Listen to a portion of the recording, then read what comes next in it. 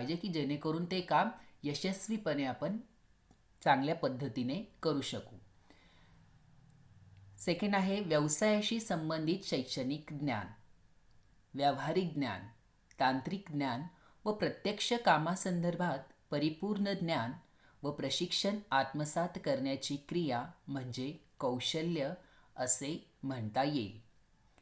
व्यवसायाशी संबंधित शैक्षणिक ज्ञान, व्यावहारिक ज्ञान, तांत्रिक ज्ञान व प्रत्यक्ष कामासंदर्भात परिपूर्ण ज्ञान व त्याबद्दलचं प्रशिक्षण आत्मसात करण्याची क्रिया म्हणजे कौशल्य होय.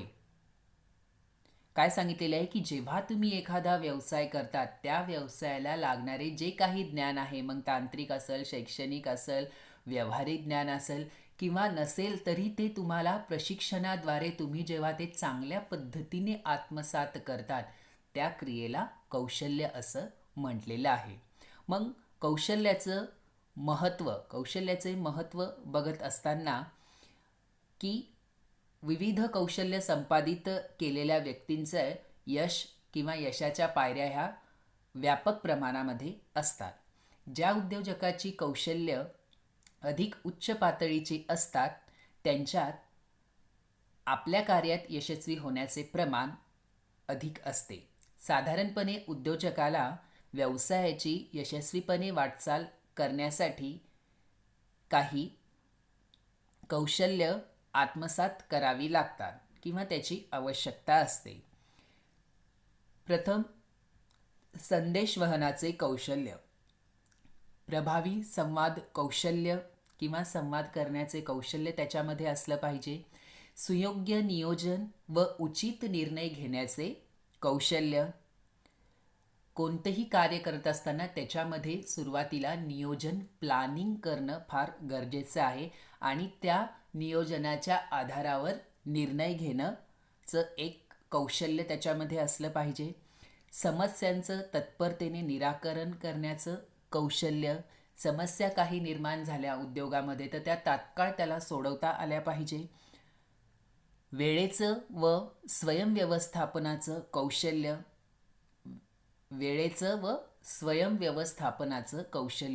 वेळ ही तर सर्वांनीच पाळली पाहिजे.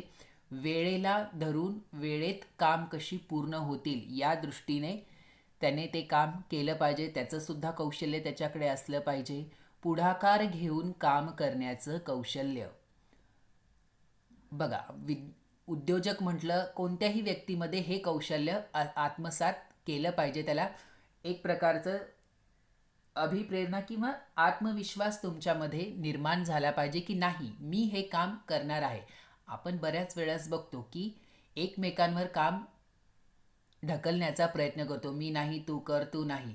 पण जेव्हा तुम्ही व्यवसाय करतात, उद्योजक बनतात, तेव्हा तुम्हाला स्वतः त्या व्यवसायामध्ये जे काम तुम्हाला समोर येईल ते पुढाकार घेऊन तुम्हाला पार पाडणं गरजेचं आहे. त्याचं कौशल्य असलं पाहिजे. मानवी संबंध विकसित करण्याचे कौशल्य. माणसं जमवण्याचं कौशल्य तुमच्यामध्ये असलं पाहिजे. आपला व्यवसाय केव्हा विकसित होईल की जेव्हा आपल्याकडे जास्तीत जास्त मॅनपॉवर असेल आणि असलेल्या मॅनपॉवर त्यांना कशा पद्धतीने आपण त्याचं संघटन करून आपण व्यवसायाचा विकास कसा साधू शकतो याचंसुद्धा तुमच्याकडे कौशल्य असलं पाहिजे. त्यानंतर आहे सकारात्मक दृष्टिकोनाचं कौशल्य. आता सकारात्मक दृष्टिकोनाचं कौशल्यसुद्धा आपल्याकडे असलं पाहिजे. नेहमी सकारात्मक दृष्टिकोन आपला असला पाहिजे. नकारात्मक विचार घेऊन आपण आपला व्यवसाय चांगल्या पद्धतीने जे काही यश आहे आपलं ते आपण विकसित करू शकत नाही किंवा ते प्राप्त करू शकत नाही. त्यामुळे आपल्याकडे सकारात्मक दृष्टिकोनसुद्धा असला पाहिजे. त्यानंतर आहे उद्योजकाच्या दृष्टीने कौशल्याचे महत्त्व. आता हे सामान्य व्यक्तींमध्ये जर कौशल्य हे पाहिजेच, मग आता व्यावहारिक दृष्टीने किंवा उद्योजकाच्या दृष्टीने आपल्याला कौशल्याचं महत्त्व बघायचं आहे तर उद्योजक हा वाजवी जोखीम स्वीकारतो. प्रत्येक वळणावर, प्रत्येक टप्प्यावर त्याला जोखीम ही स्वीकारावीच लागते. ही जोखीम स्वीकारणे म्हणजे सुद्धा एक कौशल्य आहे, एक कला आहे. सतत नवीन संधीच्या शोधात राहत असतो. नवनवीन काय आहे मार्केटमध्ये आपल्या व्यवसायाला त्याचा उपयोग कसा करून घेता येईल या दृष्टिकोनाने त्याला सतत नवीन नवीन संधीचा उपयोग करावा लागतो. आपले लक्ष गाठण्यासाठी सुयोग्य नियोजन व वेळेचे व्यवस्थापन करतो. आपलं जे काही टार्गेट आहे, जे अचिव्हमेंट आहे, जे ठरवलेलं आहे, यश आपल्याला प्राप्त करायचं आहे, त्यासाठी आपल्याला सुयोग्य नियोजन व त्याचं व्यवस्थापनसुद्धा करणं गरजेचं आहे. उपलब्ध साधनसामग्रीचा योग्य वापर करतो व त्याची उच्च कार्यक्षमता जोपासतो किंवा असते. उपलब्ध साधनसामग्री अवेलेबल असलेल्या साधनसामग्रीचा योग्य वापर कसा करता येईल व त्याची उच्च कार्यक्षमता कशी निर्माण करता येईल हे कौशल्य त्याच्यामध्ये असते. समस्यांचं योग्य रीतीने निराकरण करतो. व्यवसाय म्हटला, उद्योग म्हटला तर प्रत्येक ठिकाणी त्याला वेगवेगळ्या समस्यांना सामोरं जावं लागतं. पण या समस्यांना व्यवस्थितपणे योग्य रीतीने त्या समस्या हल करणं, त्या सोडवणं हे सुद्धा एक कौशल्याचं काम आहे. व्यवसायात विश्वासार्हता निर्माण करतो. आपला व्यवसाय बाजारपेठेमध्ये कशा पद्धतीने लोकांमध्ये आपण विश्वास निर्माण करू शकतो यासाठी सुद्धा आपल्याला ते एक कौशल्यच आहे की आपण आपलं व्यक्तिमत्व किंवा आपल्या उद्योजकाचं जे काही नाव आहे ते लोकांच्या मनामध्ये त्याची विश्वासार्हता कशी निर्माण करतो हे ते कौशल्य असलं पाहिजे. एक उत्तम यशस्वी सतत उद्दिष्ट प्राप्ती करून देणारी संघ निर्माण करू शकतो. एक उत्तम यशस्वी व सतत उद्दिष्ट प्राप्त करून देणारा संघ निर्माण करू शकतो. हे सुद्धा एक कौशल्य आहे की आपल्या व्यवसायासाठी लागणारं एक उत्तम यशस्वी व सतत उद्दिष्ट ध्येय प्राप्ती करायची असेल, एक उद्दिष्ट ठरवायचं असेल तर अशा लोकांचं एक संघटन तो निर्माण करण्याचं कौशल्य. असे बरेच उद्योजकाच्या दृष्टीने कौशल्याचं महत्त्व आहे. त्यानंतर आहे आपला नेक्स्ट पॉईंट, उद्योजक आणि उद्योजकता संकल्पना. आता उद्योजक आणि उद्योजकता संकल्पना प्रामुख्याने हे दोन्ही अर्थ आपण बघायला गेले तर ते एक जवळपास त्याच्यामध्ये आपल्याला समानार्थी शब्द बघायला मिळतो की परस्परांना ते पर्याय आहेत असं समजून वापरल्या जातात. आता उद्योजक हा शब्द व्यक्तिनिर्देश करतो. उद्योजकता ही एक प्रक्रिया आहे. उद्योजकता व्यवसायात एकूण पडणारी जबाबदारी होय. ती उद्योजकाची एकूण कार्य सूचित करते. ही जबाबदारी, धोके, अनिश्चितता सर्व उद्योजकांसाठी सारखीच असते. उद्योजकतेची सुरुवात उद्योजकापासून होते. आपण आधीच बघितलं की उद्योजक म्हणजे काय, तर एक व्यक्ती निर्देश करणारा एक शब्द आहे की उद्योजक म्हणजे एक व्यक्ती की माझ्या डोक्यामध्ये ज्या काही नवनवीन संकल्पना आहे, कल्पना आहे, तर त्या कल्पनांच्या आधारावर मी उद्योग करणार. आणि उद्योजकता म्हणजे काय की ज्या काही गोष्टी उद्योजकासाठी लागणार आहे, मग त्यासाठी लागणारी जोखीम असेल, जबाबदारी असेल, अनिश्चितता असेल, तर या सर्व गोष्टी उद्योजकाने जुळवून त्या उद्योजकाची सुरुवात करणे म्हणजे उद्योजकता होय. आता उद्योजकाची व्याख्या की जे.बी. से यांच्या मते उत्पादन साधनांचे एकत्रीकरण करणारी आणि उद्योगाच्या व्यवस्थापनाचे कार्य करणारी व्यक्ती म्हणजे उद्योजक होय. काय सांगितलंय की उत्पादन साधनांचे एकत्रीकरण करणारी आणि उद्योगाच्या व्यवस्थापनाचे कार्य करणारी व्यक्ती म्हणजे उद्योजक होय. आता व्यवसायासाठी, उत्पादनासाठी लागणारे जे काही साधनसामुग्री आहे त्याची जुळवाजुळव, एकत्रीकरण करणं आणि त्याचं व्यवस्थापनाचं कार्य करणारी व्यक्ती म्हणजे उद्योजक आहे. जो व्यक्ती त्याच्या जे काही नवनवीन कल्पना आहे त्याचा उपयुक्त असे साधनांचा वापर करून ते उत्पादन करण्यासाठी जे व्यवस्थापन करतो त्या व्यक्तीला आपण उद्योजक असं म्हटलं आहे. त्यानंतर आहे शुम्पीटर यांच्यानुसार नाविन्याचा स्वीकार करणारी व सृजनशीलतेला महत्त्व देऊन कार्य करणारी व्यक्ती म्हणजे उद्योजक आहे. साधा सिंपल किंवा सरळ भाषेत आपण सांगितलं की उद्योजक म्हणजे नाविन्याचा स्वीकार करणारी व्यक्ती, ज्याच्याकडे आपल्या सर्वसाधारण माणसापेक्षा काहीतरी नवीन करण्याची उमेद असते, त्यालाच आपण उद्योजक असं म्हणतो. आम्हा साधारण व्यक्तींना आपण उद्योजक नाही म्हणू शकत. ज्याच्याकडे नवनवीन काही संकल्पना आहे, नवीन काहीतरी निर्माण करण्याची धमक आहे, अशा व्यक्तीला आपण उद्योजक असं म्हटलेलं आहे.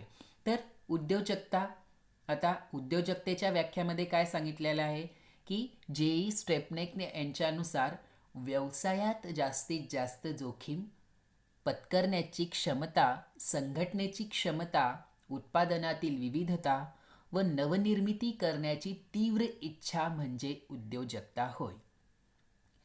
व्यवसायात जास्तीत जास्त जोखीम पत्करण्याची क्षमता, संघटनेची क्षमता व उत्पादनातील विविधता व नवनिर्मिती करण्याची तीव्र इच्छा म्हणजे उद्योजकता होय. तर व्यवसायात जास्तीत जास्त जोखीम असते, ती पत्करण्याची तयारी, त्याची क्षमता असली पाहिजे. व्यवसायासाठी लागणारे जे काही साधन सामुग्री आहे त्याचं संघटन करण्याची त्याच्याकडे क्षमता असली पाहिजे. उत्पादनातील विविधता व नवनिर्मिती, उत्पादनामध्ये काय नाविन्यता आपल्याला निर्माण करता येईल किंवा नवनिर्मिती निर्माण करण्याची जी इच्छा आहे ती म्हणजे उद्योजकता होय. उद्योजकता म्हणजे उद्योजकाने स्वतःच्या कल्पनाशक्तीच्या जोरावर विशिष्ट ध्येय समोर ठेवून चिकाटीने, जिद्दीने आणि धाडसाने एक नवीन जबाबदारी स्वीकारणे आणि त्यातून फायदेशीर व उपयुक्त अशी निर्मिती करणे होय.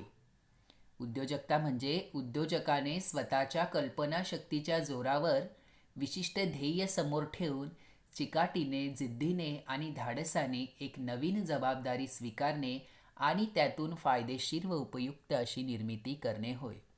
जेव्हा उद्योजक स्वतःच्या कल्पनाशक्तीच्या जोरावर एक विशिष्ट ध्येय ठरवून की मला उद्योजक बनायचं आहे, मला व्यवसाय करायचा आहे, मला काहीतरी नवीन करायचं आहे, त्यासाठीने जिद्दीने, चिकाटीने व धाडसाने एक नवीन जबाबदारी स्वीकारतो, अशा व्यक्तीला किंवा अशा निर्मिती करणाऱ्याला उद्योजकता असं आपण म्हटलं आहे. त्यानंतर आहे उद्योजकाची वैशिष्ट्य. उद्योजकाची वैशिष्ट्य नंबर 1, उद्योजक हा व्यक्ती अथवा व्यक्ती समूहाच्या स्वरूपात असू शकतो. उद्योजक हा व्यक्ती अथवा व्यक्ती समूहाच्या स्वरूपात असू शकतो. व्यक्ती एक असू शकतो किंवा अनेक व्यक्ती एकत्र येऊन सुद्धा उद्योजक करू शकतात किंवा उद्योजकता निर्माण करू शकतात. उद्योजक व्यवसायासाठी आवश्यक साधनसामग्रीचे व्यवस्थितपणे एकत्रीकरण करून त्याचे उत्पादनात परिवर्तन करतो. उद्योजक व्यवसायासाठी लागणारे जे काही साधनसामग्री आहे, कच्चा माल असेल, मनुष्यबळ असेल, मशिनरीज वगैरे असेल, या सर्वांची जुळवाजुळव करून त्याचं उत्पादनामध्ये परिवर्तन करतो. त्यानंतर उद्योजक व्यवसायातील धोका पत्करतो. उद्योजक व्यवसायाचं नियोजन, संघटन, व्यवस्थापन व संचालन कुशलतेने व प्रभावीपणे पार पाडतो. उपलब्ध संधीचा पुरेपूर फायदा घेतो. योग्य वेळी योग्य निर्णय घेतो. उद्योजक संघटनेतील लोकांना कार्यप्रवृत्त करतो. ही आहे उद्योजकाची वैशिष्ट्य. आता उद्योजक बघितलं तर उद्योजकासाठी एक विशिष्ट प्रकारचं गुण की विशिष्ट प्रकारचे गुण त्याच्या अंगी असले पाहिजे किंवा त्याची आवश्यकता त्याच्याकडे असली पाहिजे. पहिलं आहे शिक्षण. शिक्षण म्हटलं की उद्योजक हा सुशिक्षित व प्रशिक्षित असावा. त्याने व्यवसायाभिमुख ज्ञान आत्मसात करण्याची आवश्यकता असलेली पात्रता धारण केलेली असावी. प्रादेशिक भाषा इंग्रजी व हिंदी भाषा अवगत असावी.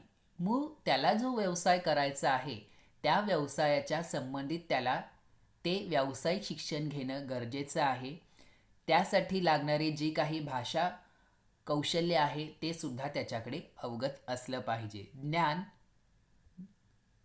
दुसरा पॉईंट आहे आपला ज्ञान, की ज्यामध्ये व्यवसायासाठी आवश्यक असलेलं तांत्रिक ज्ञान, व्यावहारिक ज्ञान, व्यवस्थापकीय ज्ञान, संगणकीय ज्ञान किंवा अर्थशास्त्रीय ज्ञान या सर्व ज्ञानाची त्याला आवश्यक असते. नंबर 3, अचूकता. उद्योजकाची प्रत्येक कृती, शब्द व निर्णय अचूक असावा. कारण की त्याचा जर निर्णय चुकला तर त्याचा परिणाम संपूर्ण आपल्या व्यवसायावर पाहायला मिळेल. म्हणून त्याने जी काही त्याची अचूकता आहे तर ती त्याने व्यवस्थित पार पाडली पाहिजे, ती अचूक असायला हवी. त्यानंतर आहे दूरदृष्टी. भविष्यकालीन घटनांचा आणि घडामोडींचा अंदाज उद्योजकाला घेता आला पाहिजे. व्यवसाय करताना फक्त वर्तमान काळामध्ये काय चालू आहे याचा विचार न करता भविष्यामध्ये आपल्याला काय परिस्थितीला सामोरं जावे लागेल याचा सुद्धा एक अंदाज घेऊन वर्तमान काळामध्ये जो कार्य करतो तोच एक यशस्वी उद्योजक ठरतो. त्यामुळे त्याच्याकडे दूरदृष्टी असली पाहिजे, शोधक वृत्ती असली पाहिजे, की आपल्या उपक्रमामध्ये, आपल्या व्यवसायामध्ये बदलत्या परिस्थितीनुसार परिवर्तन, फेरबदल, सुधारणा इत्यादी करण्यासाठी उद्योजकाजवळ शोधक वृत्ती असणं फार गरजेचं आहे. नवनवीन बाजारपेठेमध्ये काय घडामोडी घडतात आहे किंवा काय फेरबदल होत आहे तर त्याचं अनुकरण, त्याचा फेरबदल आपल्या व्यवसायामध्ये करणं फार गरजेचं आहे. त्यानंतर नेतृत्व, साहस वृत्ती, की त्याला साहस वृत्ती म्हणजे कोणतंही कार्य करत असताना त्याला एक साहसपणा असला पाहिजे, धाडसी व्यक्तिमत्व त्याच्याकडे असलं पाहिजे, की नाही या गोष्टी खंबीरपणे नेतृत्व करत किंवा एखादा व्यवसायाचं नेतृत्व उद्योजक करीत असतो तसंच ज्या प्रकारे व्यवसायाचं स्वरूप असेल त्या व्यवसायाचा जो कर्ता आहे तो त्या व्यवसायाचं नेतृत्व करत असो. मग उद्योजक म्हटलं तर विविध प्रकारच्या जबाबदाऱ्या त्याला खंबीरपणे पार पाडाव्या लागतात आणि वेगवेगळ्या सेवकांना जे मनुष्यबळ आहे त्यांना तो मार्गदर्शन करू शकतो व आपल्याकडून जे अपेक्षित आहे ते कर्मचारी वर्गाकडून काम करून घेण्याची त्याच्यामध्ये तो त्या व्यक्तींकडून, त्या कर्मचाऱ्यांकडून तो काम करून घेऊ शकतो, जेणेकरून आपल्या कंपनीला लागणारं जे काही यश आहे ते आपल्या कंपनीमध्ये असणाऱ्या जे काही साधन सामुग्री आहे, जे काही मनुष्यबळ आहे त्याच्यावर अवलंबून आहे. तर त्यामुळे त्या व्यक्तींसोबत खंबीरपणे चांगल्या जबाबदारीने नेतृत्व करणं फार गरजेचं आहे. नेतृत्व करण्याची एक कला त्याच्यामध्ये असली पाहिजे. कुशल संघटन कौशल्य, की उद्योजक हा एक कुशल संघटक असावा लागतो. त्याला नियोजित उद्देश साध्य करण्यासाठी व्यवसायाचे सर्व घटक एकत्रित करणे, त्यांच्यात सुसूत्रीकरण व समन्वय साधणे यासाठी कुशल संघटन कौशल्य त्याच्याकडे असलं पाहिजे. की व्यवसायामध्ये जे काही व्यक्ती आहे, व्यक्ती, कर्मचारी किंवा आपले साधन सामग्री या संघटनावर, या घटकांवरच आपलं व्यवसाय अवलंबून आहे. तर त्या व्यवसायामध्ये काम करणारे व्यक्ती असेल तर त्यामध्ये एक सुसूत्रीपणा, समन्वय कसा साधता येईल या हेतूने त्याच्याकडे ते कार्य करून घेण्याचं कौशल्य असलं पाहिजे.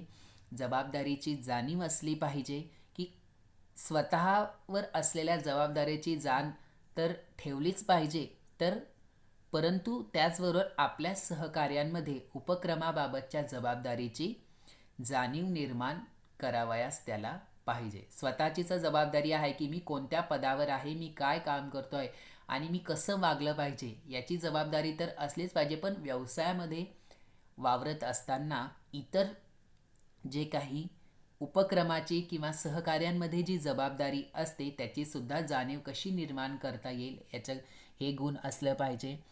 आणि शेवट आहे व्यक्तिमत्व. व्यक्तिमत्व म्हणजे चांगलं व्यक्तिमत्व ही एक उद्योजकाची महत्त्वाची जमेची बाजू असते.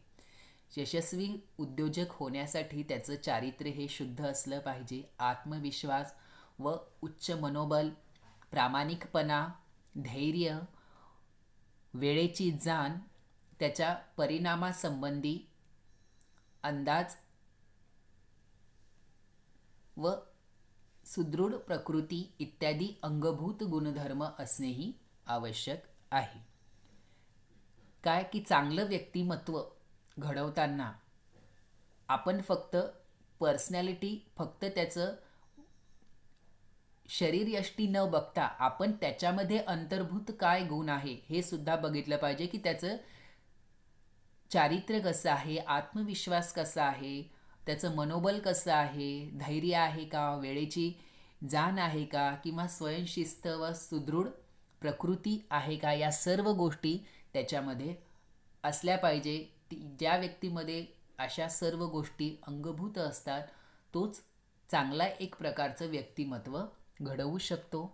त्यानंतर आहे उद्योजकीय क्षमता. आता उद्योजकीय क्षमता तर एंटरप्रिनियल कॉम्पिटेन्सीज म्हणजेच उद्योजकामध्ये कोणकोणती क्षमता असली पाहिजे.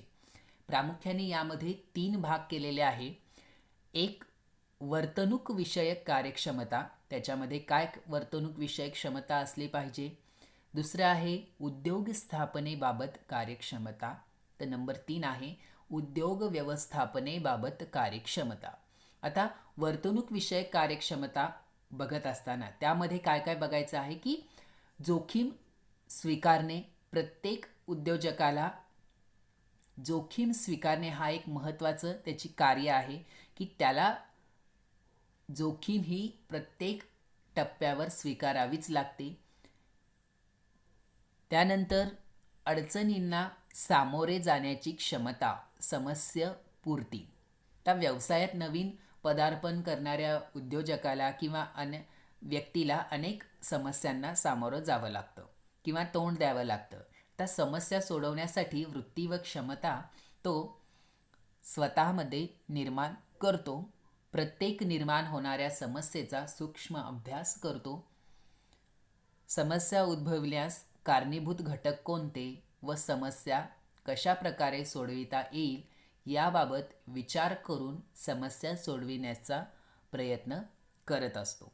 तर व्यवसायामध्ये समस्यापूर्ती किंवा अडचणींना सामोरे जाण्याची कार्यक्षमता त्याच्यामध्ये असली पाहिजे, की प्रत्येक घटकांवर वेगवेगळ्या टप्प्यांवर व्यवसायाला किंवा व्यक्तीला समस्या येणारच आहे. मग त्या समस्या कशा पद्धतीने आपल्याला सोडवता येईल, कोणत्या घटकांमुळे आपल्याला समस्यांना सामोरं जावं लागत आहे ते घटक आधी शोधून काढणं आणि त्याच्यावर अभ्यास करून त्या कशा सोडवता येतील याबाबत एक निश्चित कार्यक्रम तयार करणे.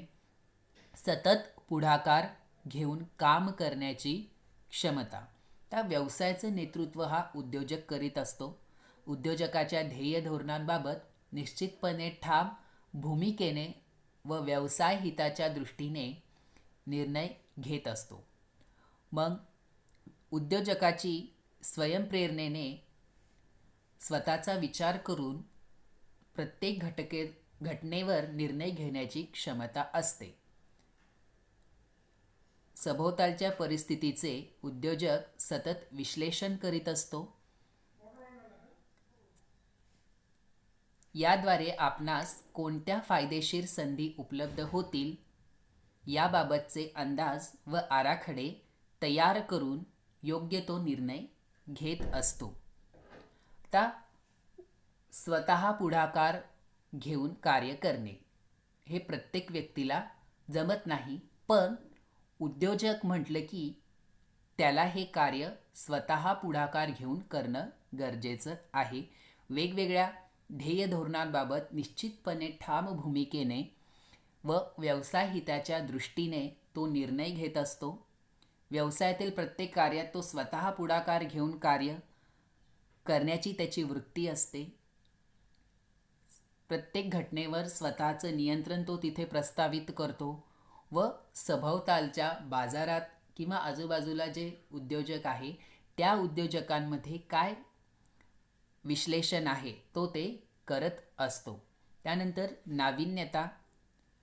सतत उद्योजकाला नाविन्याची आवड असते. सतत नवीन कल्पना, नवीन उत्पादन तंत्र, नवीन बाजारपेठ, नवीन वस्तूंचा शोध इत्यादींबाबत व्यवसायात नाविन्यता निर्माण करण्याचा उद्योजकाचा स्थायी स्वभाव असतो. प्रत्येक नवनवीन उत्पादन तंत्रांमध्ये किंवा सतत नवनवीन ज्या काही कल्पना आहे की काय नाविन्यता, काय नवीन आपण क्रिएट करू शकतो, काय नवीन लोकांना आपण देऊ शकतो की ज्याचा आपल्या व्यवसायावर त्याचा चांगला परिणाम दिसून येईल, या दृष्टिकोनाने तो सतत नाविन्याचा ध्यास घेत असतो. त्याच्यामध्ये ती वृत्ती असते. ध्येयशक्ती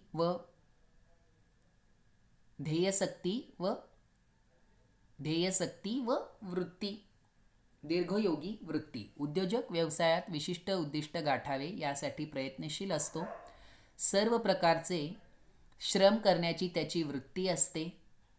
व्यवसायाचे विशिष्ट ध्येय साध्य करण्याच्या मार्गात निर्माण होणाऱ्या विविध अडचणींवर मात करून उद्योजक आपला उद्देश सफल करीत असतो. विविध अडचणींना उद्योजक अत्यंत धीराने तोंड देत असतो व प्रतिकूल परिस्थितीवर मात करून यशस्वी होतो. तर उद्योजक व्यवसायात विशिष्ट उद्दिष्ट गाठावे यासाठी प्रयत्नशील करत असतो की आपल्याला एक टार्गेट ठरवलेलं आहे, जे उद्दिष्ट ठरवलं आहे ते आपल्याला पूर्ण करायचं आहे. त्यासाठी तो नेहमी झटत असतो. त्या परीने काम करण्याची त्याची तयारी असते व त्यासाठी तो प्रयत्नशील असतो. सर्व प्रकारचे काम करण्याची त्याची तयारी असते. व्यवसायाचं विशिष्ट ध्येय साध्य करण्याच्या मार्गात निर्माण होणाऱ्या ज्या काही विविध अडचणी आहे त्या अडचणी सोडवण्याचा तो प्रयत्न करत असतो. त्या अडचणींवर मात करण्याचा प्रयत्न करत असतो व आपला जो उद्योजक बनण्याचा जो उद्देश आहे तो सफल करण्याचा प्रयत्न करत असतो. त्यानंतर आहे उपयुक्त माहितीचे संकलन व विश्लेषण करण्याची क्षमता. विशिष्ट माहितीचं संकलन व त्याचं विश्लेषण करण्याची क्षमता. तर उद्योग व्यवसाय सुरळीत व यशस्वीपणे चालविण्यासाठी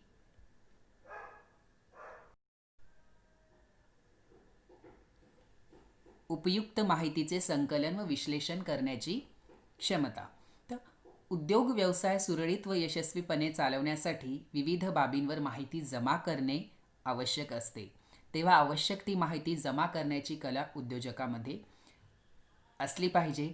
माहितीचे विश्लेषण व सत्यता पडताळून पाहण्याची उद्योजकाची वृत्ती असते. उद्योजकासाठी जी काही माहिती उपलब्ध आहे किंवा जी आवश्यक आहे त्या उपलब्ध माहितीचं संकलन त्याला करता आलं पाहिजे व त्या माहितीची सत्यता पडताळून उद्योजकाची विश्वसनीय माहितीच्या आधारावरच घेतलेले जे काही निर्णय आहे ते उद्योजकाला यशाकडे नेत असतात. म्हणजे व्यवसायासाठी जे काही माहिती आवश्यक आहे, जी काही साधन व्यावहारिक ज्ञान असेल, तांत्रिक ज्ञान असेल किंवा त्या व्यवसायाचं किंवा त्या व्यवसायासंबंधित जे काही वेगवेगळे प्रशिक्षण आहे त्याची माहिती जमा करणे व जी त्या मिळवलेल्या माहितीमधून जी सत्य आहे त्याची सत्यता पडताळून तेव्हा त्याच्यावर जर कार्य केलं तरच तो यशस्वी उद्योजक ठरू शकतो. त्यानंतर आहे उद्योग स्थापनेबाबत कार्यक्षमता. आता उद्योग स्थापनेबाबत कार्यक्षमता बघत असताना त्याच्यामध्ये एकतर पहिलं प्रकल्पाची निवड ही कार्यक्षमता असली पाहिजे. कारण की प्रकल्पाची निवड करताना औद्योगिक परिस्थितीची पाहणी करून फायदेशीर संधीची निवड करणे. प्रकल्प निवडत असताना आपल्या व्यवसायाला कसा फायदेशीर ठरेल किंवा येणाऱ्या संधीचा आपण कसा फायदा करून घेऊ शकतो या दृष्टिकोनाने प्रकल्पाची निवड करायची. बाजारपेठेची पाहणी बाजारपेठेची पाहणी मग यामध्ये वैयक्तिक बाजारपेठांची माहिती स्वतः जमा करणे व संभाव्य बाजारपेठेतली मागणी काय आहे, बाजारपेठेतील स्पर्धा व त्याचं प्रमाण, स्पर्धक किती आहे, नफ्याचं प्रमाण कसं आहे इत्यादी बाबत अभ्यास करून उद्योगाची निवड करणे. आपला व्यवसाय किंवा उद्योग निर्माण करत असताना बाजारपेठेची पाहणी करणं त्याला गरजेचं आहे. हे कार्य त्याने पार पाडलं पाहिजे की बाजारपेठेमध्ये आपल्या व्यवसायाला अनुसरून किती स्पर्धक आहे किंवा बाजारपेठेत एकंदरीत काय मागणी आहे, बाजारपेठेमध्ये किती प्रमाणामध्ये स्पर्धा आहे, नफ्याचं प्रमाण किती प्रमाणामध्ये आहे, या सर्वांचा अभ्यास त्याने केला पाहिजे. योग्य प्रकल्पाची निवड करणे व ती योग्य व फायदेशीर असली पाहिजे. त्याच्यामधले जे काही ड्रॉबॅक्स आहे, जे काही कमतरता आहे, त्याच्यामध्ये जमेच्या ज्या काही शक्तिस्थान, चांगल्या बाजू आहे, स्ट्रेंथ आहे, अशा संधींची माहिती त्याने तिथे घेतली पाहिजे. ज्या काही आपल्या व्यवसायाला अनुसरून ज्या संधी आहे किंवा त्या व्यवसायात येणारे जे अडथळे आहे त्याचा अभ्यास त्याने केला पाहिजे. प्रकल्प अहवाल तयार करणे. त्या प्रकल्प अहवाल व त्यासाठी आवश्यक ती कागदपत्र त्याने तयार केली पाहिजे. प्रकल्पासाठी आवश्यक असलेले जे काही गुंतवणूक क्षमता आहे, व्यवस्थापकीय कौशल्य आहे, उत्पादन व विक्री दृष्टिकोनाच्या सहाय्याने जे कौशल्य आहे ते त्याच्याकडे ते असलं पाहिजे. म्हणजे एकंदरीत प्रकल्प अहवाल म्हणजे व्यवसाय सुरू करत असताना तुम्हाला कोणकोणत्या गोष्टी अवगत आहे. मग त्यामध्ये जमीन आलं, मनुष्यबळ आलं, यंत्रसामग्री आली, तुमचा कच्चा माल आला, तर या सर्व गोष्टींची माहिती तुमच्याकडे असली पाहिजे. त्या अहवालामध्ये प्रकल्प अहवाल तयार करत असताना एकंदरीत आपल्या व्यवसायाचं काय चित्र आहे ते तुम्हाला तिथं रेखाटावं लागतं. कशा पद्धतीची गुंतवणूक आहे ते आपल्याला त्याच्यातून कळतं. या प्रकल्प अहवालाच्या आधारे आपल्याला विविध व्यावसायिक ज्या बँका आहेत त्या तुम्हाला कर्ज देण्यासाठी उपलब्ध किंवा कर्जासाठी तुम्हाला या कागदपत्रांची आवश्यकता असते. सहाय्यभूत संस्थांची माहिती तुम्हाला तिथे असली पाहिजे की जे उद्योग निर्माण करत असताना ज्या विविध संस्था आहे की ज्या लघु उद्योग किंवा मोठ्या उद्योगांना अर्थसहाय्य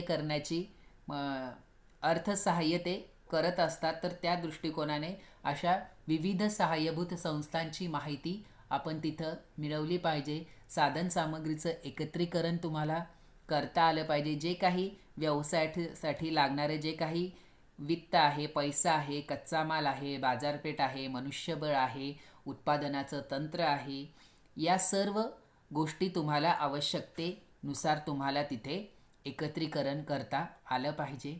त्यानंतर उद्योग व्यवस्थापनेबाबत कार्यक्षमता. आता व्यवस्थापन जेव्हा या सर्व गोष्टी घडून येतात, वर्तणूक विषयक आलं, उद्योग स्थापनेबाबतच्या ज्या काही क्षमता आहे त्या पलीकडे आहे उद्योग व्यवस्थापन. या सर्व गोष्टी केव्हा अवलंबून किंवा जेव्हा चांगल्या पद्धतीने घडतील की जेव्हा तुमचं व्यवस्थापन हे चांगल्या पद्धतीने कार्य करेल. मग त्यामध्ये आहे निर्णय घेण्याची क्षमता.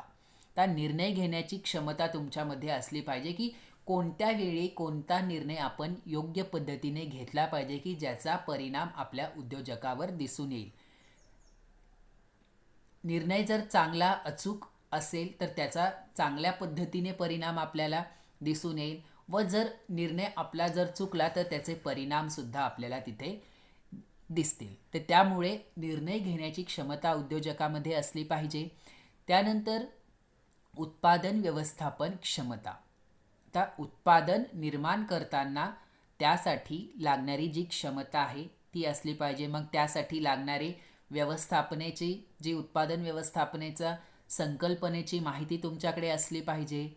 सामग्रीची खरेदी कशा पद्धतीने करायची, त्याचं भांडार संग्रहण कशा पद्धतीने करायचं, नियंत्रण व लेखांकन इत्यादी बाबतची तुम्हाला माहिती असली पाहिजे. दर्जा नियंत्रण कसा करता आला पाहिजे, आधुनिक वेगवेगळे तंत्रज्ञान कसं हाताळायचं, यंत्रसामग्रीची निगा कशी राखायची, या सर्व गोष्टी आपल्याला तिथे त्याचं ज्ञान अवलंबलं पाहिजे किंवा अवगत असलं पाहिजे.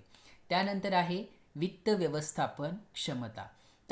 या सर्व उद्योजकाचं चक्र आहे ते वित्तीय व्यवस्थापनावर जास्त प्रमाणामध्ये अवलंबून आहे, की येणारा पैसा किंवा जाणारा पैसा हा कशा पद्धतीने त्याचं तुम्ही नियोजन व नियंत्रण करतात, त्याच्यावर व्यवसायाचं यश हे अवलंबून आहे. की त्यासाठी आपल्याला लेखाकर्म व पुस्तपालन, अंतिम खाती याबाबत माहिती असली पाहिजे.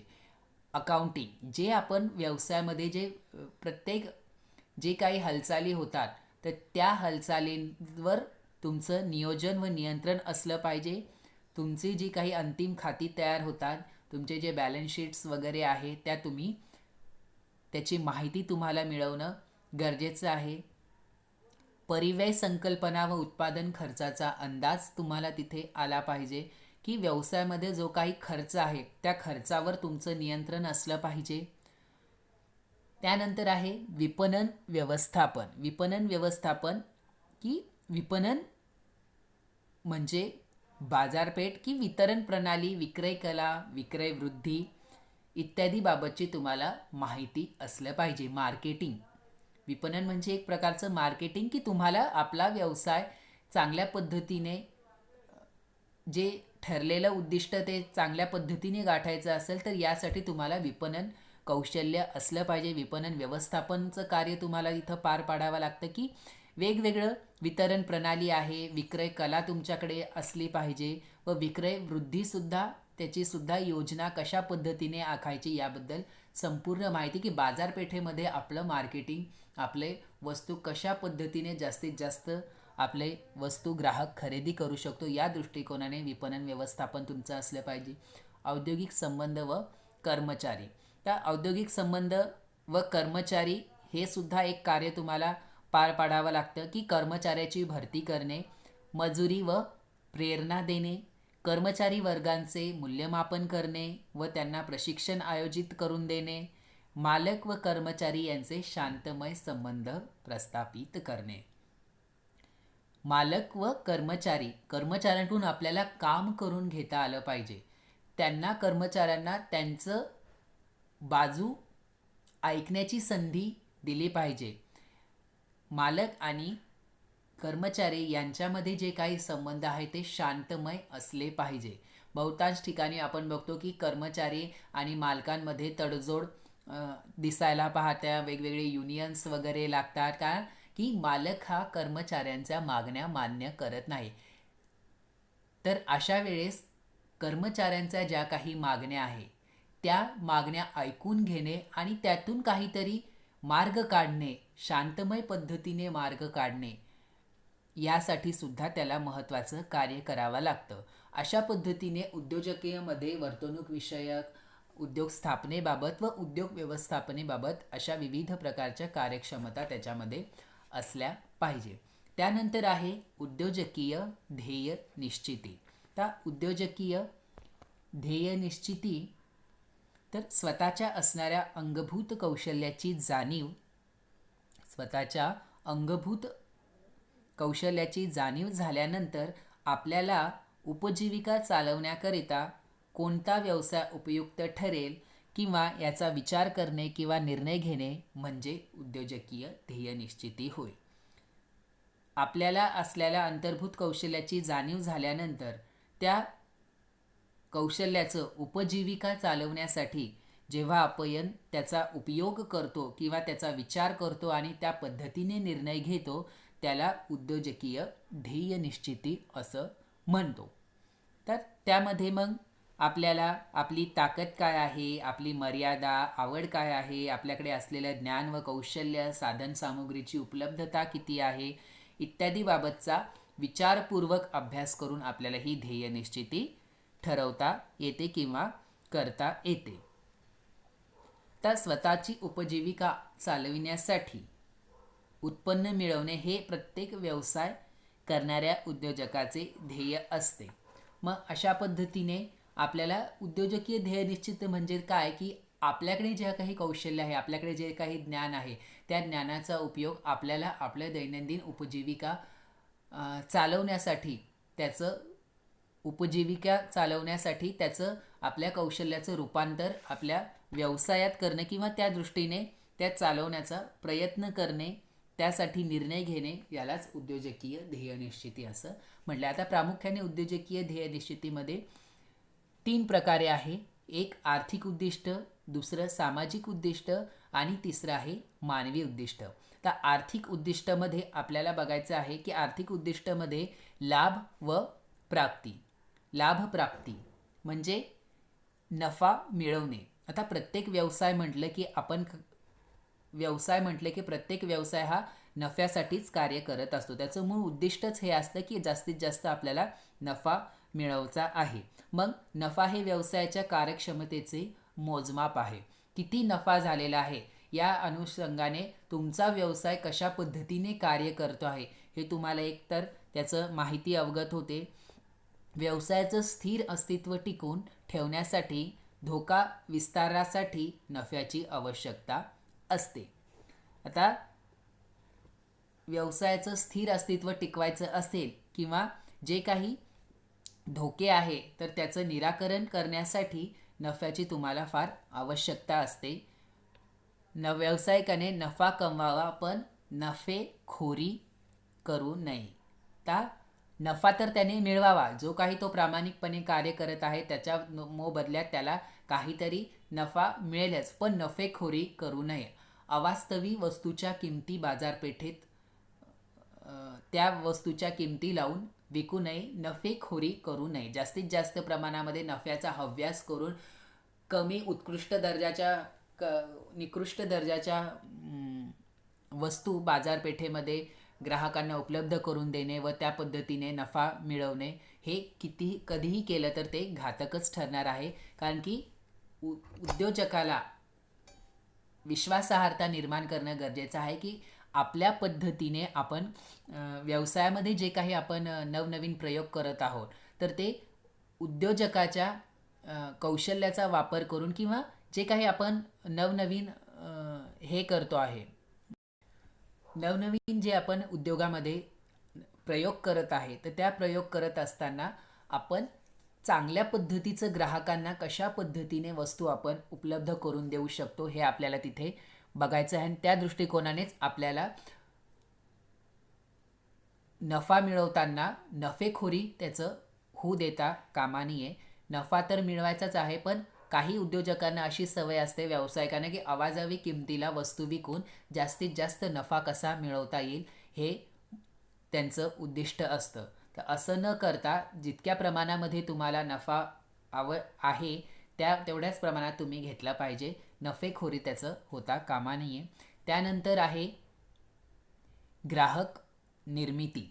तर ग्राहक निर्मिती हे व्यवसायाचे महत्त्वाचं उद्दिष्ट आहे की ग्राहकाचं समाधान करणे, त्यांना योग्य किमतीत वस्तू व सेवा पुरविणे, योग्य वेळी वस्तूंचा व मालाचा पुरवठा करणे हे व्यवसायाचं मुख्य उद्दिष्ट आहे. ग्राहक निर्मिती, ग्राहकांवरच आपला व्यवसाय अवलंबून आहे. मग त्यांचं समाधान कसं होईल किंवा त्यांना कशा पद्धतीने योग्य किमतीमध्ये वस्तू व सेवा आपल्याला पुरवता येतील व मालाचा पुरवठा योग्य वेळेत आपल्याला कसा करता येईल हे आपल्याला तिथं बघितलं पाहिजे. हे एक मुख्य उद्दिष्ट त्याचं असलं पाहिजे.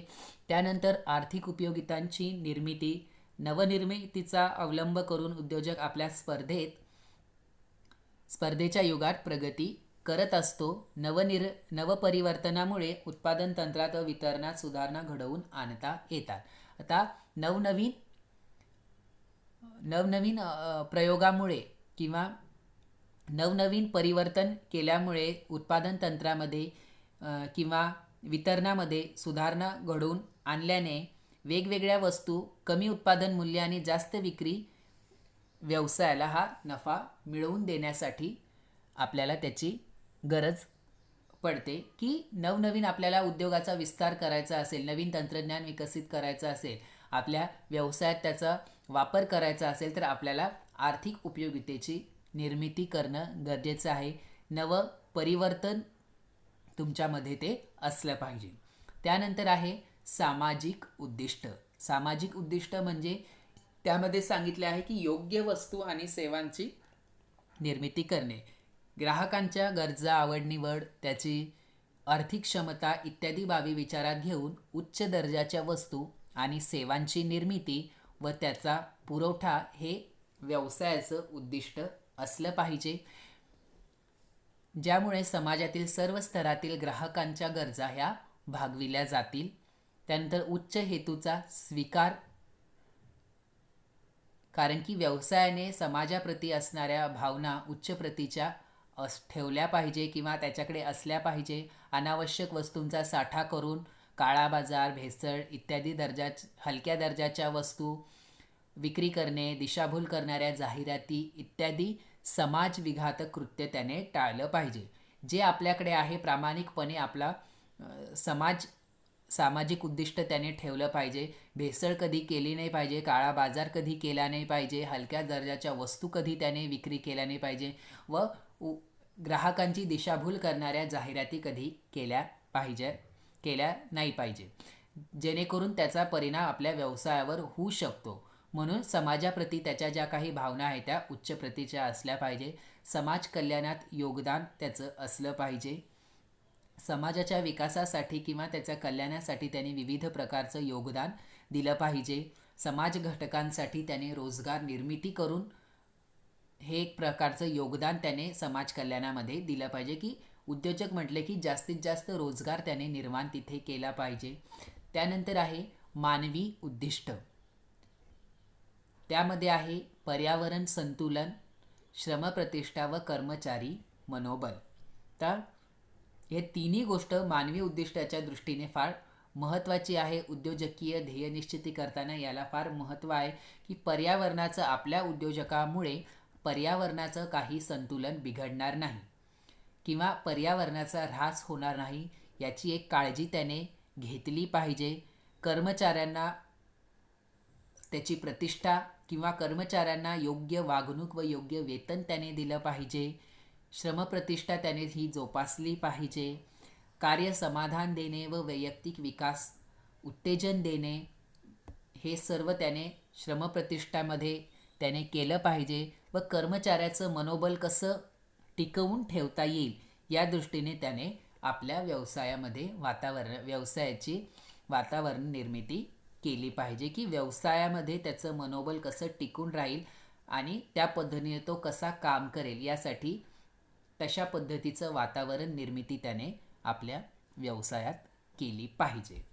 तर या इथे आपण पहिला चॅप्टर हा संपत आहे, की पहिल्या चॅप्टरमध्ये आपण बघितलेलं आहे की उद्योजकीय जीवनक्रम. मग त्यामध्ये आपण बघितलेलं होतं की स्वयंरोजगार म्हणजे काय, उद्योगाचं वर्गीकरण काय आहे, कौशल्याचं महत्त्व, उद्योजकता संकल्पना काय आहे, उद्योजकाचे गुण काय आहे, उद्योजकाची क्षमता काय आहे आणि उद्योजकीय ध्येय निश्चिती काय आहे.